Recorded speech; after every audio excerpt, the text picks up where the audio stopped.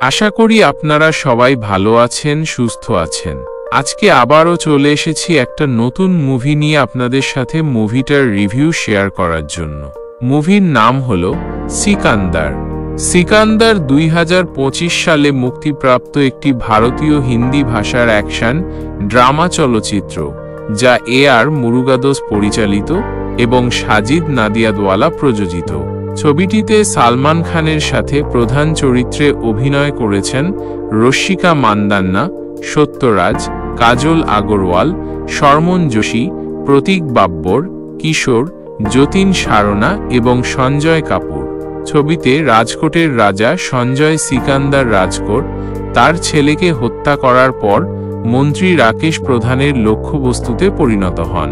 যখন তার স্ত্রীর দান করা অঙ্গ 3টি জীবন বাঁচায়, তখন রাকেশ প্রতিশোধ নিতে চান, সঞ্জয়কে তাদের রক্ষা করতে বাধ্য করেন। কিক 2014। এরপর খান এবং নাদিয়াদওয়ালার পুনর্মিলন উপলক্ষে ছবিটি আনুষ্ঠানিকভাবে 2024 সালের এপ্রিলে ঘোষণা করা হয়েছিল, যার মূল চিত্রগ্রহণ পরবর্তী জুন মাসে শুরু হয়েছিল। এটির বেশিরভাগ শুটিং মুম্বাইতে হয়েছিল, যখন হায়দ্রাবাদে কিছু সময়সূচি অনুষ্ঠিত হয়েছিল, যা 2025 সালের মার্চ মাসে শেষ হওয়ার আগে শেষ হয়েছিল। ছবিটিতে প্রীতমের সুর, সন্তোষ নারায়ণনের সুর, তিরুর চিত্রগ্রহণ এবং বিবেক হর্ষণের সম্পাদনা রয়েছে। আনুমানিক 200 কোটি টাকার প্রযোজনা বাজেট সহ এটি সর্বকালের সবচেয়ে ব্যয়বহুল ভারতীয় চলচ্চিত্রগুলির মধ্যে একটি। সিকান্দার 30শে মার্চ 2025 তারিখে বিশ্বব্যাপী মুক্তি পায়, স্ট্যান্ডার্ড এবং আইম্যাক্স ফরম্যাটে ঈদ উল ফিতরের সাথে মিল রেখে। ছবিটি সাধারণত সমালোচকদের কাছ থেকে নেতিবাচক পর্যালোচনা পায় এবং বক্স অফিসে খারাপ ফলাফল করে। পটভূমি: গুজরাটের রাজকোটের রাজা সঞ্জয় রাজকোট জনগণের কাছে সিকান্দার নামে পরিচিত। তিনি সাইশ্রী নামে একজন চিত্রশিল্পীর সাথে বিবাহ বন্ধনে আবদ্ধ হন, যাকে রানী সাইধা বলা হয়। একদিন একটি বিমানে মন্ত্রী রাকেশ প্রধানের ছেলে অর্জুনের মুখোমুখি হয় মনিকা, একজন প্রাক্তন পর্নোগ্রাফিক চলচ্চিত্র অভিনেত্রী, যিনি ইতিমধ্যে বিবাহিত এবং তার একটি ছেলেও রয়েছে। অর্জুন যৌনতার বিনিময়ে তার ছেলেকে তার অতীতের ভিডিওগুলি দেখানোর হুমকি দেয়। যাই হোক, সঞ্জয়, যিনি বিমানে ছিলেন, হস্তক্ষেপ করেন। অর্জুন এবং তার বাউন্সারদের সাথে হাতাহাতি করেন। শেষ পর্যন্ত তিনি অর্জুনকে মনিকার কাছে ক্ষমা চাইতে বাধ্য করেন। পরের দিন মন্ত্রী রাকেশ ইন্সপেক্টর প্রকাশকে নিয়োগ করেন সঞ্জয়কে গ্রেপ্তার করার জন্য, তার ছেলেকে আক্রমণ করার জন্য, ব্যক্তিগতভাবে তাকে কাজের জন্য ঘুষ দেওয়ার জন্য। প্রকাশ রাজকোটে সঞ্জয়ের বাড়িতে পৌঁছান, কিন্তু দেখেন যে তিনি সেখানে নেই। সাইশ্রী তাকে জানান যে সঞ্জয় ইতিমধ্যেই থানায় চলে গেছেন। প্রকাশ স্টেশনে পৌঁছালে তিনি সঞ্জয়কে সেখানে দেখতে পান, কিন্তু তার ঊর্ধ্বতন কর্মকর্তারা প্রকাশকে তাকে ছেড়ে দেওয়ার নির্দেশ দেন। সাইশ্রী মনে করে যে সঞ্জয় সবসময় তার থেকে দূরে থাকে। সে প্রায়শই লক্ষ্য করে যে সঞ্জয় তাদের বিবাহ বার্ষিকী এবং তার জন্মদিন ভুলে যায়। একদিন সে আবিষ্কার করে যে সে গর্ভবতী এবং সঞ্জয়ের সাথে খবরটি ভাগ করে নেওয়ার চেষ্টা করে। যাই হোক, একই সময়ে তার খনির ব্যবস্থাপক 40 কিলো বিস্ফোরক বিক্রি করে, যা একটি স্থানে ব্যবহার করার হুমকি দেওয়া হয়।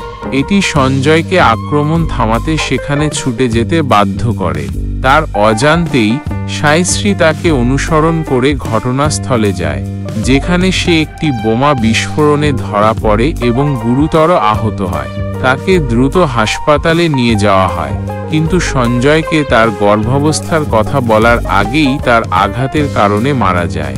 মৃত্যুর আগে সে অঙ্গদানের জন্য সাইন আপ করেছিল এবং তার ফুসফুস, চোখ এবং হৃৎপিণ্ড মুম্বাইয়ের রোগীদের মধ্যে প্রতিস্থাপন করা হয়। সেখানে অস্ত্রোপচারে তার অঙ্গ ব্যবহার করা হয়েছে জানতে পেরে সঞ্জয় প্রাপকদের খুঁজে বের করার জন্য বেরিয়ে পড়ে। শীঘ্রই সে আবিষ্কার করে যে তার ফুসফুস মুম্বাইয়ের ধারাভির এক অনাথ শিশু কামারকে, তার চোখ বৈদেহী রাঙাকে এবং তার হৃদয় নিশাকে দান করা হয়েছে। সঞ্জয় প্রথমে কামারের সাথে দেখা করে এবং জানতে পারে যে তার এলাকার তীব্র দূষণের কারণে সে ফুসফুসের রোগে ভুগছে। বিরাট বক্সি নামে একজন ব্যবসায়ী, যিনি একটি মল তৈরির জন্য কয়েক একর জমি কিনেছেন এই দূষণের কারণ, তবে অবশিষ্ট বাসিন্দাদের জোর করে খালি করার চেষ্টায় সে তার মালিকানাধীন জমিটি আবর্জনা ফেলার জন্য ডাম্পিং গ্রাউন্ড হিসেবে ব্যবহার করে, যার ফলে জীবনযাত্রার অবস্থা আরও খারাপ হয়। এরপর সঞ্জয় বৈদেহীর সাথে দেখা করে এবং আবিষ্কার করে যে সে তার স্বামী, শাশুড়ি এবং শ্বশুরের সাথে থাকে। সে একটি বাদাম দোকান চালায়, কিন্তু তার ব্যবসার আদেশ পাওয়া বন্ধ হয়ে যায়। সে বিশ্বাস করে যে তার কঠোর শ্বশুরই এর কারণ সে বিশ্বাস করে যে মহিলাদের কাজ করা উচিত নয়। অবশেষে সঞ্জয় নিশার সাথে দেখা করে যে হাসপাতালে ভর্তি, কারণ তার দান করা হৃৎপিণ্ডটি ব্যর্থ হতে শুরু করেছে। তাকে বাঁচানোর জন্য দৃঢ় প্রতিজ্ঞ। সঞ্জয় একটি ভিডিও কলের মাধ্যমে স্থানীয় ডাক্তারদের গাইড করার জন্য দুবাই থেকে একজন ডাক্তারের ব্যবস্থা করে, যা তার অবস্থা স্থিতিশীল করতে সাহায্য করে। পরে সে জানতে পারে যে নিশার হৃদরোগ ছিল, যা তার প্রাক্তন প্রেমিক কপিল তাকে নির্লজ্জভাবে জানানোর পর আরও খারাপ হয়ে যায় যে সে বিয়ে করছে, যা তাকে প্রচণ্ড মানসিক যন্ত্রণার কারণ করে।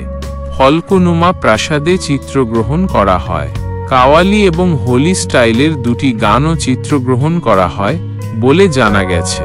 বরিভালি এবং মুম্বাই শহরতলির পুনর্নির্মাণের বিস্তৃত সেটে একটি ট্রেন এবং ৩৫০ জন অতিরিক্ত অভিনেতার অ্যাকশন দৃশ্য ধারণ করা হয়। ২০২৫ সালের জানুয়ারিতে সিকান্দরের শেষ চিত্রগ্রহণ পর্ব মুম্বাইতে শুরু হয়, ৪টি অ্যাকশন দৃশ্য ধারণ করে, যার মধ্যে বিমান, ট্রেন এবং একটি কারাগার এবং একটি হাসপাতালের মতো সেট অন্তর্ভুক্ত ছিল বলে জানা গেছে। প্রধান চিত্রগ্রহণ ১৪ই মার্চ ২০২৫ তারিখে শেষ হয়। সঙ্গীত: ছবিটির সঙ্গীত স্বত্ব জি মিউজিক কোম্পানি অধিগ্রহণ করে। গানগুলির সুরকার ছিলেন প্রীতম এবং পটভূমি সুরকার ছিলেন সন্তোষ নারায়ণন।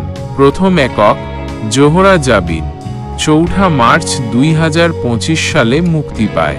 দ্বিতীয় একক বাম বাম ভোলে ১ সপ্তাহ পরে প্রকাশিত হয় এবং তৃতীয় একক সিকান্দার নাচে ১৮ই মার্চ প্রকাশিত হয়। চতুর্থ একক হাম আপকে বিনা ২৮শে মার্চ ২০২৫ সালে মুক্তি পায়। সমালোচনা: সিকান্দার সমালোচকদের কাছ থেকে সাধারণত নেতিবাচক পর্যালোচনা পেয়েছে। হিন্দুস্তান টাইমসের ঋষভ সুরি ২-এর ৫ তারকা দিয়েছেন এবং লিখেছেন, সামগ্রিকভাবে সিকান্দার সেই ঈদি সালমান নন যা তিনি তার ভক্তদের কাছে প্রতিশ্রুতি দিয়েছিলেন। এনডিটিভি ইন্ডিয়ার শৈবাল চট্টোপাধ্যায় ২-এর ৫ তারকা দিয়েছেন এবং লিখেছেন, সিকান্দার যা একত্রিত করেছেন তার সামান্যই গল্প এবং চিত্রনাট্য উভয়ই পরিচালকের কোনো মাত্রার সমন্বয় অর্জন করে। এটি বন্য কিন্তু অকল্পনীয় কৌশলের ওপর নির্ভরশীল, যা বিশ্বাসঘাতকতাকে চাপ দেয়। পিঙ্কভিলার গৌতম বাত্রা ২-এর ৫ তারকা দিয়েছেন এবং লিখেছেন, সামগ্রিকভাবে সিকান্দার যা নির্ধারণ করে তা প্রদান করতে ব্যর্থ হয় এবং গণবিনোদনমূলক সিনেমা হিসেবে খুব কমই যোগ্যতা অর্জন করে। ছবিটির একটি শালীন গল্প রয়েছে, তবে গভীরতা, ভাল সঙ্গীত এবং শক্তিশালী অভিনয়ের অভাবের কারণে এটি কোনো ছাপ ফেলেনি। দ্য ইন্ডিয়ান এক্সপ্রেসে শুভ্রা গুপ্তা ১.৫-এর ৫ স্টার দিয়ে লিখেছেন, সিকান্দার ছবিতে পরিচালক আর মুরুগাদোস এবং অভিনেতা সালমান খান অসাধারণভাবে ব্যর্থ হন। এমন কিছু দিতে ব্যর্থ হন যা আমরা আগে কখনো দেখিনি। ওটিটি প্লে এর শুভম কুলকার্নি ০.৫-এর ৫ স্টার দিয়ে লিখেছেন, যদি সালমান খান একটি বিশাল বোর্ড থেকে চোখ টিপে পড়া মানেই আপনার আকাঙ্ক্ষার মাত্রা, তাহলে আর মুরুগাদোসের পরিচালনায় মনোনিবেশ করুন। সিনেমা প্রেমীরা আরও ভালোর যোগ্য, ভক্তরা সেরাটা পাওয়ার যোগ্য। যদি এটি ঈদের আনন্দ হয়, তাহলে ভক্তদের আরও বেশি দাবি করা উচিত। সিকান্দার, এক সোনালী হৃদয়ের মানুষের গল্প পর্যালোচনা। সিকান্দার ছবিটি একজন সোনালী হৃদয়ের মানুষের গল্প বলার চেষ্টা করে, যেখানে মুখ্য চরিত্রে রয়েছেন সঞ্জয় রাঠোর, সালমান খান রাজকোটের এক রাজ পরিবারের সদস্য। তিনি সাইশ্রীর রশ্মিকা মান্দান্নার সাথে সুখী দাম্পত্য জীবন অতিবাহিত করছেন। মুম্বাই থেকে রাজকোটে যাওয়ার পথে সঞ্জয় অর্জুন প্রতীক বাব্বর নামক এক ব্যক্তিকে মারধর করেন, কারণ সে নেহা আইয়ার নামক এক মহিলার সাথে অভদ্র আচরণ করছিল। পরবর্তীতে জানা যায় যে অর্জুন স্বরাষ্ট্রমন্ত্রীর সত্যরাজ ছেলে। এই ঘটনায় ক্ষুব্ধ স্বরাষ্ট্রমন্ত্রী সঞ্জয়কে শায়েস্তা করার জন্য প্রকাশ কিশোর নামক এক পুলিশ অফিসারকে নিয়োগ করেন। তবে প্রকাশের সমস্ত প্রচেষ্টা ব্যর্থ হয়, কারণ সঞ্জয় তার জনকল্যাণমূলক কাজের জন্য রাজকোটে অত্যন্ত জনপ্রিয়। ফলে তাকে গ্রেফতার করা প্রায় অসম্ভব হয়ে পড়ে। এরই মধ্যে সঞ্জয়ের জীবনে এক অপ্রত্যাশিত ও মর্মান্তিক মোড় আসে এবং তিনি মুম্বাইয়ে চলে যেতে বাধ্য হন। ভাগ্যের পরিহাসে মুম্বাই স্বরাষ্ট্রমন্ত্রীরও এলাকা, যা শহরটিকে আরও বেশি বিশৃঙ্খলা ও উন্মত্ততার দিকে ঠেলে দেয়। এরপরের ঘটনাগুলি ছবির মূল গল্প তৈরি করে। গল্প পর্যালোচনা। এ আর মুরুগাদোসের মূল গল্প। গল্প আলোচনা দল জি জগন্নাথন, পি কিন্সলিন, এন.এস. পোনকুমার যথেষ্ট সম্ভাবনাময় ছিল। তবে এ আর মুরুগাদোসের চিত্রনাট্য এই চমৎকার গল্পের সাথে সুবিচার করতে পারেনি। কয়েকটি নির্দিষ্ট দৃশ্য ছাড়া চিত্রনাট্যের বেশিরভাগ অংশেই ফাঁকফোকর এবং সিনেমাটিক ছাড় দেখা যায়। এ আর মুরুগাদোসের সংলাপ, রজত অরোরা, আব্বাস দালাল, হুসেন দালালের অতিরিক্ত সংলাপ তেমন উন্নত মানের নয়। এই ধরনের ছবিতে আরও শক্তিশালী এবং দর্শক মাতানো সংলাপ আশা করা গিয়েছিল। এ আর মুরুগাদোসের পরিচালনা অত্যন্ত হতাশাজনক, কারণ সাধারণত তার কাজের মান অনেক উন্নত থাকে। তিনি প্রচুর অ্যাকশন এবং নাটকীয় দৃশ্য দিয়ে গল্পটিকে আকর্ষণীয় করে তোলার চেষ্টা করেছেন। প্রথম ৪৫ মিনিটে একটি অপ্রত্যাশিত চমক রয়েছে যা দর্শকদের অবাক করে। এছাড়াও সালমান খানের প্রবেশ দৃশ্যটি অসাধারণ এবং এটি কেবল আকর্ষণীয়ই নয়, গল্পের একটি গুরুত্বপূর্ণ অংশও বটে। তবে চমৎকার শুরুর পরেও ছবিটির গতি কমে যায়। হাসপাতালের দৃশ্য এবং বৈদেহীর কাজল আগরওয়াল বাড়ির দৃশ্য ছাড়া অন্যান্য দৃশ্যগুলি তেমন প্রভাব ফেলতে পারেনি। গল্পটিও কিছুটা এলোমেলো মনে হয় যেন বেশ কিছু দৃশ্য তাড়াহুড়ো করে কেটে বাদ দেওয়া হয়েছে। কিছু ঘটনা একেবারেই অর্থহীন, যেমন অর্জুন যেখানে ক্যামেরাম্যানকে সঞ্জয়ের দিকে ক্যামেরা ঘোরাতে বলে, সেই দৃশ্যটি যুক্তির বাইরে। আরেকটি দৃশ্যে দেখা যায় একটি বাচ্চা ফুসফুস প্রতিস্থাপনের সময় শার্ট ছাড়াই খোলা জায়গায় বসে আছে। বস্তিবাসীরা দরিদ্র হলেও তারা দয়ালু ছিল এবং দূষিত পরিবেশে একটি অসুস্থ শিশুকে এভাবে ঘুরতে দিত না। ছবিটি এমন অনেক দৃশ্যে পরিপূর্ণ যা দর্শকদের সমালোচনার মুখে পড়বে। তার ওপর খলনায়কের চরিত্রটিও দুর্বলভাবে চিত্রায়িত হয়েছে। এই ধরনের ছবিতে নায়ক এবং খলনায়কের মধ্যে আরও বেশি সংঘাতপূর্ণ দৃশ্য থাকা উচিত ছিল। অভিনয় পর্যালোচনা। সালমান খানকে ছবিতে অসাধারণ দেখাচ্ছে এবং তিনি তার বিইং হিউম্যান ভাবনার সাথে সঙ্গতিপূর্ণ একটি চরিত্রে অভিনয় করেছেন। নিঃসন্দেহে তার ভক্তরা এটি পছন্দ করবেন। তবে কিছু দৃশ্যে তাকে কিছুটা ক্লান্ত মনে হয়েছে এবং মনে হয়েছে তিনি তার সেরাটা দেওয়ার চেষ্টা করেননি। রশ্মিকা মান্দান্নাকে চমৎকার দেখাচ্ছে এবং তিনি ছবির প্রাণ। তবে দুঃখের বিষয়, তার স্ক্রিন টাইম খুবই কম। শারমন জোশী, অমর, কিশোর এবং যতীন সারনা, ডি নিরো যথেষ্ট সহযোগিতা করেছেন। সত্যরাজ তেমন একটা প্রভাব ফেলতে পারেননি। প্রতীক স্মিতা পাতিল পর্যন্ত ঠিক ছিলেন, যা তার চরিত্রের জন্য উপযুক্ত। কাজল আগরওয়াল, বৈদেহী মোটামুটি ভালো অভিনয় করেছেন, তবে তার অংশটি আরও সরল করা উচিত ছিল। অঞ্জিনী ধাওয়ান, নিশা এবং শুলভা আর্য সাবিত্রী খুবই কম সময়ের জন্য পর্দায় এসেছেন। সঞ্জয় কাপুর, শ্রীরাম এবং নবাব শাহ, বিরাট বক্সি তাদের প্রতিভার সঠিক ব্যবহার করতে পারেননি। অন্যদিকে আয়ান খান, কামার উদ্দিন সুন্দর অভিনয় করেছেন।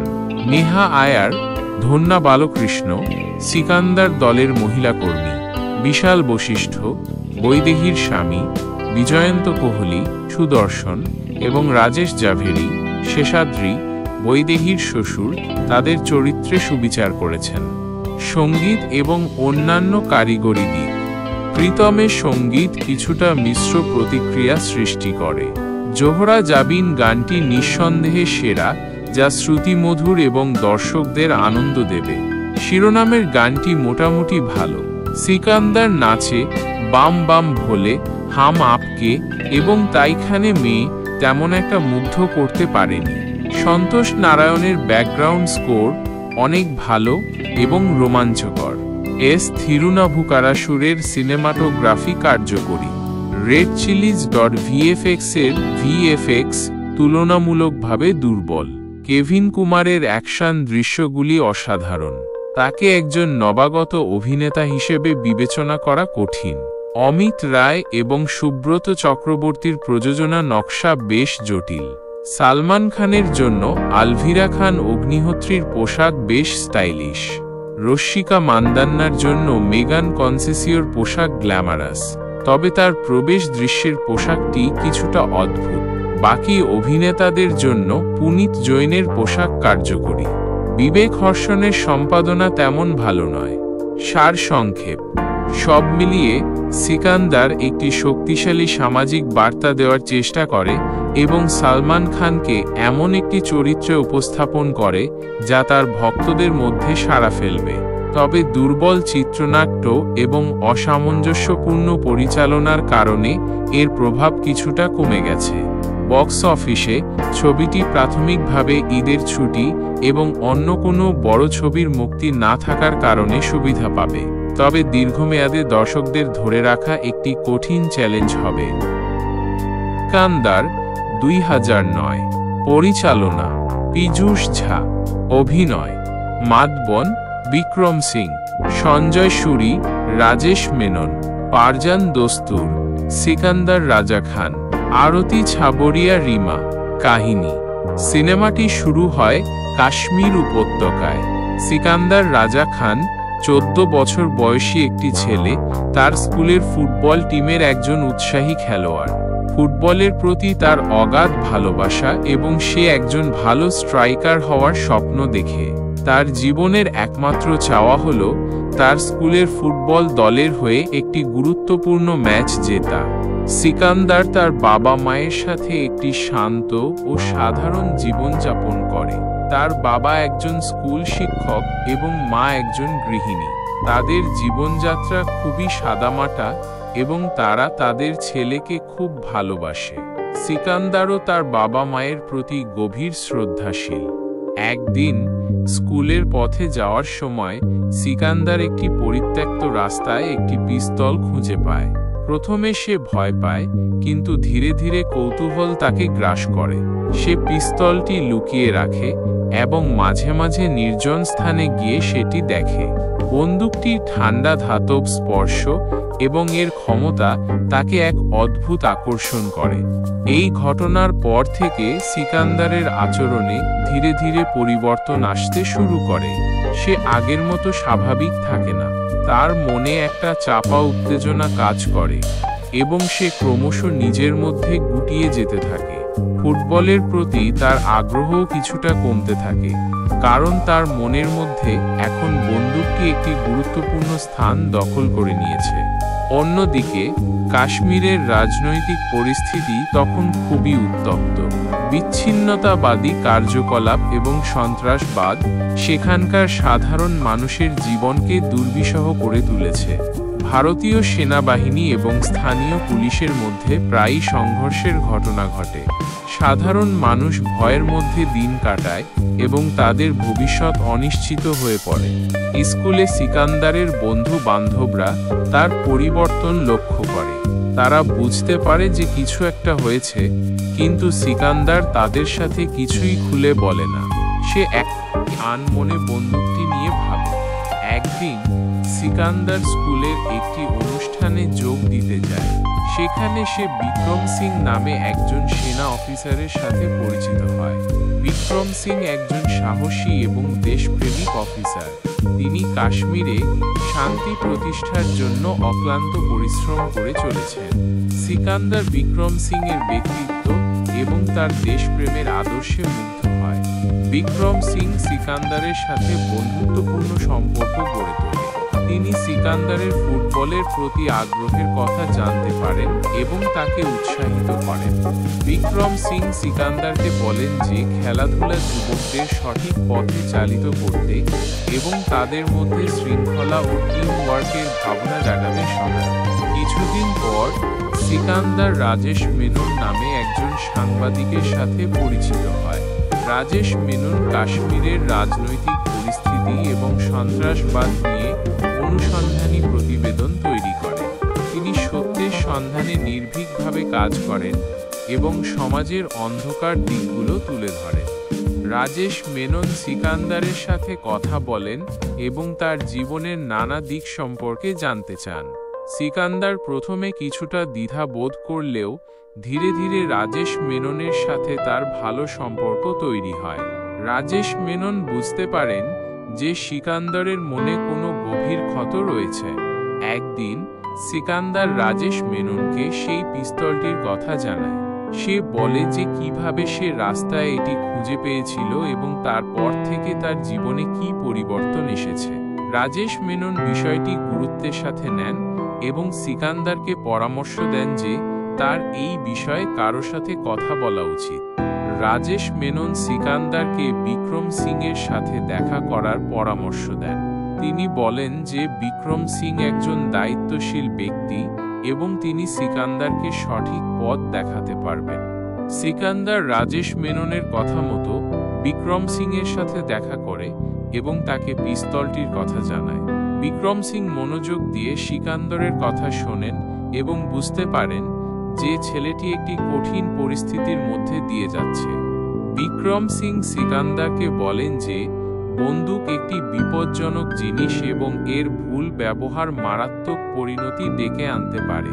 তিনি সিকান্দারকে পিস্তলটি পুলিশের কাছে জমা দেওয়ার পরামর্শ দেন। তবে এর মধ্যেই ঘটনাচক্রে সিকান্দার জড়িয়ে পড়ে এক ভয়াবহ ষড়যন্ত্রের মধ্যে।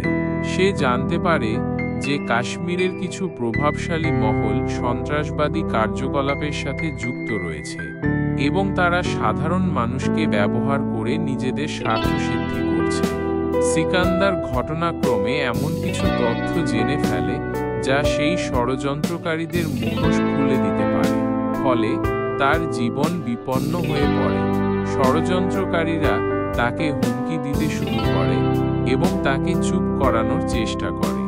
এই পরিস্থিতিতে সিকান্দার বুঝতে পারে যে তাকে একা লড়াই করতে হবে।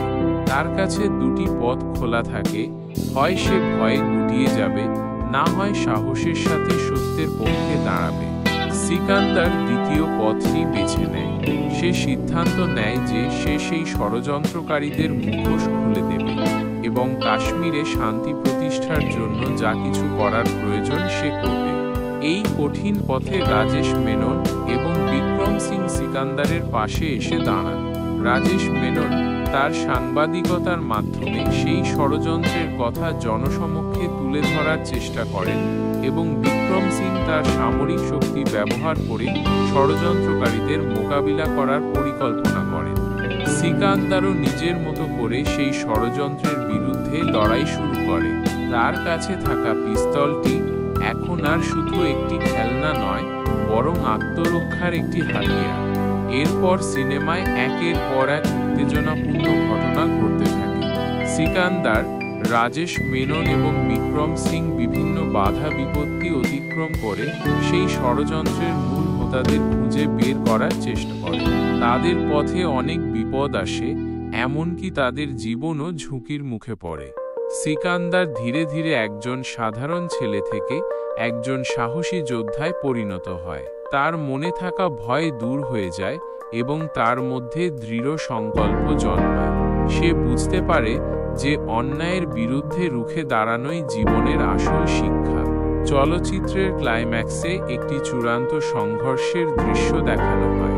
সিকান্দার, রাজেশ মেনন এবং বিক্রম সিং একত্রিত হয়ে সেই ষড়যন্ত্রকারীদের মোকাবিলা করেন। এই সংঘর্ষে অনেক রক্তপাত হয় এবং বেশ কয়েকজন মারাও যায়। শেষ পর্যন্ত সিকান্দার এবং তার সঙ্গীরা সেই ষড়যন্ত্রকারীদের পরাজিত করতে সক্ষম হন। তাদের সাহসিকতার জন্য কাশ্মীরে শান্তি ফিরে আসে এবং সাধারণ মানুষ আবার নির্ভয়ে জীবনযাপন করতে শুরু করে। সিনেমাটির শেষ দৃশ্যে দেখা যায় সিকান্দার আবার স্কুলের ফুটবল মাঠে ফিরে এসেছে। সে তার বন্ধুদের সাথে হাসছে এবং খেলছে। তার চোখে এখন আর সেই ভয়ের ছাপ নেই, বরং সেখানে এক নতুন আত্মবিশ্বাস এবং দৃঢ়তা দেখা যায়। বিক্রম সিং এবং রাজেশ মেননও সিকান্দারের সাথে যোগ দেন। তারা তিনজন মিলে কাশ্মীরের উজ্জ্বল ভবিষ্যতের স্বপ্ন দেখে। সিনেমাটি এই আশাবাদী বার্তা দিয়ে শেষ হয় যে সাহস এবং সততার মাধ্যমে যে কোনো কঠিন পরিস্থিতি মোকাবিলা করা সম্ভব। গুরুত্বপূর্ণ বিষয়সমূহ: শিশুদের ওপর সহিংসতার প্রভাব। সিনেমাটি দেখায় যে কিভাবে একটি শিশুর হাতে বন্দুক এলে তার মানসিকতা এবং জীবনে পরিবর্তন আসতে পারে। কাশ্মীরের রাজনৈতিক প্রেক্ষাপট। সিনেমাটিতে কাশ্মীরের অস্থির পরিস্থিতি এবং সন্ত্রাসবাদের প্রভাব তুলে ধরা হয়েছে। সাহস ও দেশপ্রেমের বার্তা। বিক্রম সিংয়ের চরিত্রটি সাহস এবং দেশপ্রেমের আদর্শ স্থাপন করে। সাংবাদিকতার গুরুত্ব। রাজেশ মেননের চরিত্রটি সত্যের সন্ধানে সাংবাদিকতার ভূমিকার কথা তুলে ধরে। সাধারণ মানুষের প্রতিরোধ। সিকান্দরের চরিত্রটি দেখায় যে একজন সাধারণ মানুষও অন্যায়ের বিরুদ্ধে রুখে দাঁড়াতে পারে। এই হলো সিকান্দার সিনেমার মূল কাহিনীর একটি বিস্তারিত বিবরণ।